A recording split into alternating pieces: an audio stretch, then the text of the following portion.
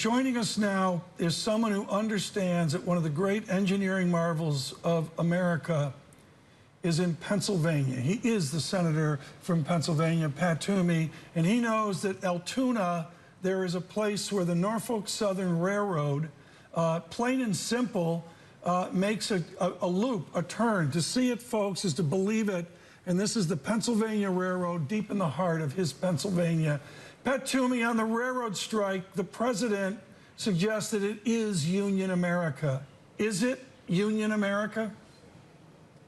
Well, I'm not sure what exactly he means by that, but look, it's good news if we've averted a strike that could have cost the economy $2 billion a day. So I'd like to see the details. Let's see if this actually is going to hold.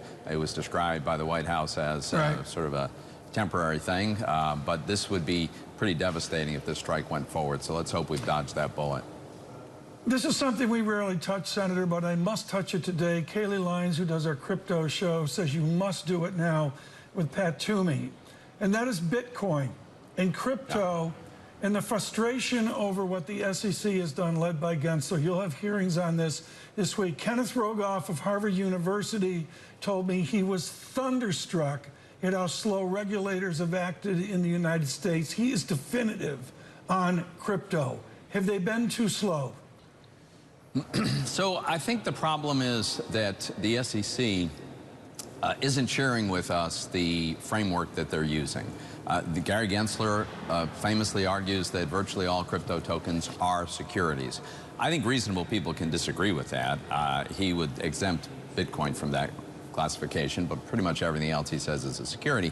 But then he doesn't go on to say how we would apply the existing frameworks that we use to regulate securities issuance and trading to a very, very new and very different technology where some of these things don't fit, right? Custody rules, clearance rules, these things don't have any application. And he hasn't provided any clarity on that. I think actually Congress should step in and provide some guidance. I think crypto is sufficiently different, even if you want to argue that these tokens are securities. You go ahead and make the argument, but you can't dispute that they're very different from a stock or a bond, and therefore Congress ought to step in and provide a framework. I'm working on that. That's going to be really hard to get done. In the meantime, Chairman Gensler owes us much more clarity on how and why he intends to apply SEC regulations. Senator, I know that you are retiring from the Senate. Do you plan to go into the crypto industry in private sector? I have no such plans whatsoever. I don't have anything lined up. I have got no commitments, no offers, nothing. I'm not pursuing that until I'm out of office. I've got a big job to do. I'm going to run through the tape, do this job, and then come January or February of next year, I'm sure I'll start having conversations, but I have no idea what those conversations will be about. Senator, we got some data earlier this morning showing a lot of resilience in the economy, so much resilience that people are suggesting the Fed has to go pretty far with respect to rate hikes, including an unemployment rate that continues to remain low. Are you comfortable with an unemployment rate rising in response to tighter rates if that's what it takes to get inflation under control? So first, let me say, I've always been a skeptic about the Phillips curve. I'm not convinced that you have to have significantly higher unemployment in order to get inflation under control.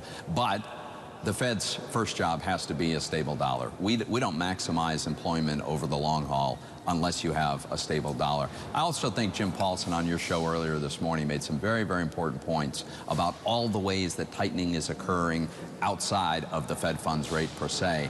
That's all going to work its way into diminishing the pressure on inflation. And I'm hoping, look, the Fed's got a great luxury that you don't have in other parts of the world, and that is they have the ability to tighten at a time when the economy is still very strong, employment is very strong. They need to get the inflation job done here. Pat Toomey, your history is, whoa. Well, that was, you okay there, Senator? We were late, don't worry. Okay. Carry on. Senator, I noticed you're sterling academics, you work in foreign exchange, and then you did one of the toughest things in the world, which is run a restaurant. It is tough, tough, tough. This is a restaurant in Allentown, Pennsylvania, years ago. People running restaurants right now are getting hit over the head. Totally. With inflation, with fixed costs, with variable costs that are becoming fixed costs, and also the labor conundrum. What is the action we can see from the Washington U leave to assist Rookie's Restaurant in Allentown? Look, the most important thing is to end this volatility, this upward trajectory, right? I mean, some companies are going to be able to easily pass on price increases, and the inflation is not going to be that big a problem, but a lot of companies can't do that. And the small restaurants are a great example. People can choose not to eat out. People can eat at home.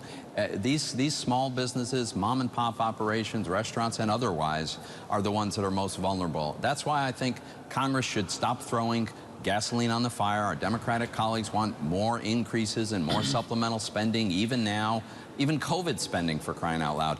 That we should not do, and the Fed's got to stay the course. I think that's the best outcome for our, everybody working in our economy.